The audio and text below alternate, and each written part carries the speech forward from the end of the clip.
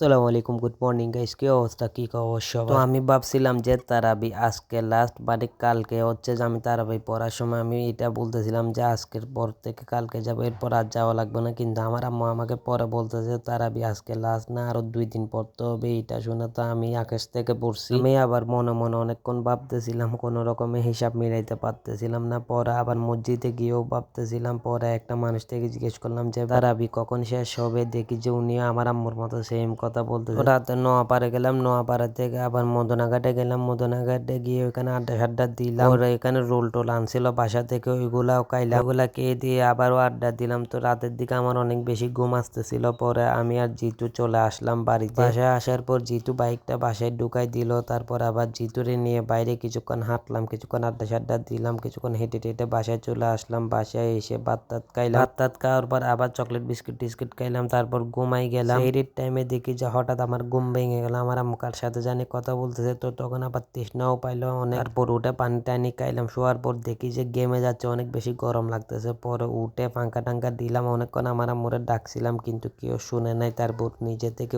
উঠে পাঙ্খা টাঙ্কা দিয়ে আবার ঘুমাই গেলাম। আমার আপা আজকে আমার সাথে যাবে না বলছে, তাই আমি অ্যালার্ম ট্যালার্ম দিয়ে শুইলাম। তো সকালে অ্যালার্মের আওয়াজে ঘুম থেকে উঠলাম। উঠে ফ্রেশ ট্রেশ হয়ে রেডি টেডি হইলাম। শরীরটা একটু টায়ার্ড টায়ার্ড লাগতেছে, অনেকদিন যাবত টানা ডিউটি করতেছি, যার কারণে শরীরও টায়ার্ড লাগতেছে। আর ডিউটিতেও যাইতে মন চাচ্ছে না, কিন্তু আমার এখন ছুটি নেওয়ার কোনো ধরনের প্ল্যান নাই, তাই ডিউটিতে চলে যাইতে হবে। তো ফ্রেশ ট্রেশ হয়ে রেডি টেডি হয়ে বের হয়ে গেলাম। আমার গাড়িটা কিছুদিন আগেও কাজ করে, এ পর্যন্ত 2বার কাজ করে ফেলছি, কিন্তু আমার আজকে কেমন জানি লাগছে যে ব্রেকটা একটু স্লিপ করতেছে। পরে আমি এটা তেমন একটা মাথায় নেই নাই। আমি ভাবলাম হয়তো আমার কোথাও মিস্টেক হচ্ছে, কারণ কিছুদিন আগেই তো কাজ করাইছি ব্রেকের, এখন আবার ব্রেকটা স্লিপ করার কথা না। তো ডিউটিতে গেলাম, ডিউটিতে গিয়ে এদের সাথে হাই হ্যালো করে ডাইরেক্ট কাজে লেগে বললাম। প্রথমে রাইস টাইস বের করলাম। রাইস তেমন একটা ছিল না, অল্প করে ছিল। তো ওইগুলা আবার বলে টলে বললাম, তারপর চিলারে রাখলাম। তারপর রাইস রান্না করার জন্য রাইস ভিজাইতে দিলাম ধুয়ে। পরে ডাল আছে কিনা দেখলাম যে ডাল শেষের দিকে। তো আবার ডাল এগুলা ধুয়ে টুয়ে ভিজাইতে দিলাম।